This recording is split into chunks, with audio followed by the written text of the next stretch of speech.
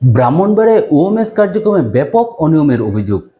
উদাও tag অফিসাররা চাল ও আটা বিতরণে ব্যাপক অনিয়ম।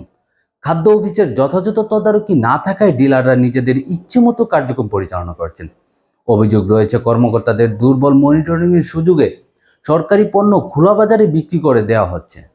ব্রাহ্মণবাড়িয়া পৌর শহরের সি অফিস মোড়, পশ্চিম মেড্ডা, ফারুকি বাজার কিংবা গোকর্ণঘাট প্রায় সব ওএমএস পয়েন্টে একই চিত্র। দীর্ঘ লাইনে দাঁড়িয়েও মিলছেন না চাল কিংবা আটা। অভিযোগ উঠেছে খাদ্য অফিসের দায়িত্বপ্রাপ্ত ট্যাগ অফিসাররা যথাসময়ে উপস্থিত থাকেন না। বেশিরভাগ ডিলারদের বিক্রয় কেন্দ্র তদারকির কোনো বালাই নেই। খুদ ট্যাগ অফিসাররাই জানেন না কোন দিন কোথায় তাদের দায়িত্ব।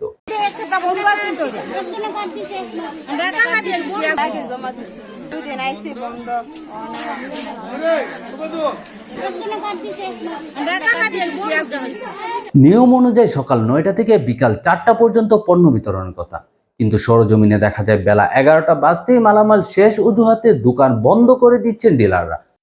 অথচ প্রাপ্ত মালের সাথে খালি বস্তার হিসেব মিলছে না অনেক জায়গায়।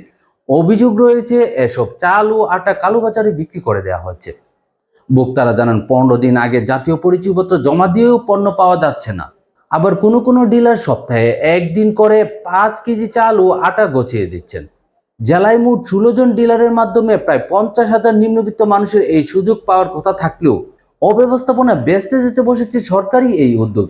এই বিষয়ে ব্যবস্থা নেওয়ার কথা জানান সদর উপজেলা নির্বাহী কর্মকর্তা সিফাত মোহাম্মদ ইশতিয়াক ভুইয়া। ওএমএস এর কার্যক্রম আপনারা জানেন যে সরকারের সোশ্যাল সেফটি নেট কয়েকটা কার্যক্রমের মধ্যে ওএমএস অন্যতম। আমাদের পৌরবাসীর দ্বারা অনেক উপকৃত হয়। যারা দারিদ্র্য সীমার নিচে বসবাস করে তাদের নিত্যদিনের চাহিদা খাদ্য এবং তাদের ক্যালোরি পূরণে ওএমএস গুরুত্বপূর্ণ ভূমিকা পালন করে। আমরা শুনতে পেরেছি যে বিভিন্ন সময় বিভিন্ন ডিলাররা এ কাজে অনিয়ম করে, সেটা হচ্ছে আমরা শুনেছি এবং জেনেছি। যদি সেটা করে থাকে আমরা আইনানুগ ব্যবস্থা নিব এবং তারা যেন সঠিকভাবে এটা ডিস্ট্রিবিউট করে, কোনো ধরনের দুর্নীতি না করে সেদিকে আমরা সজাগ দৃষ্টি রাখবো।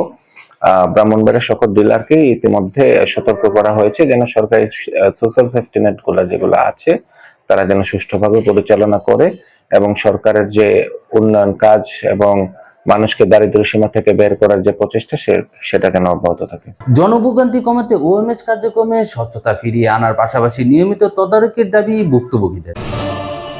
দেখছেন digitalbrahmanbaria.com, আমরা স্বাধীনতা ও উন্নয়নে